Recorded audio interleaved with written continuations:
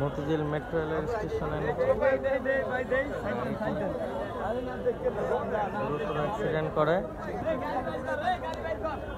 এখানে রক্তের দাগ দেখা যাচ্ছে এবং রিক্সা ড্রাইভার রিক্সা ভেঙে এবং তাদের এখনো পর্যন্ত কোনো আহতর খবর পাওয়া যায়নি, হসপিটালে আছেন। গুরুতর অ্যাক্সিডেন্ট এবং এখানে স্টেশন ছিল না, এখন পর্যন্ত মারা যাওয়ার কোনো খবর পাওয়া যায়নি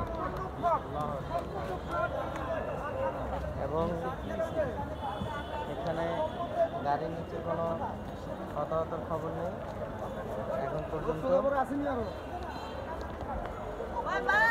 যা বোঝা যাচ্ছে গাড়িটি ব্রেক ফেল করে অ্যাক্সিডেন্ট করেছে। একটি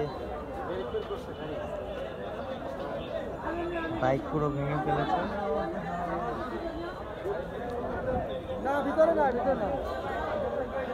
গাড়ির ভিতরে কেউ নাই এখন পর্যন্ত। কোনো 4 জন আহত হয়েছে এখন পর্যন্ত খবর। এই হচ্ছে মেট্রো রেলের নিচে।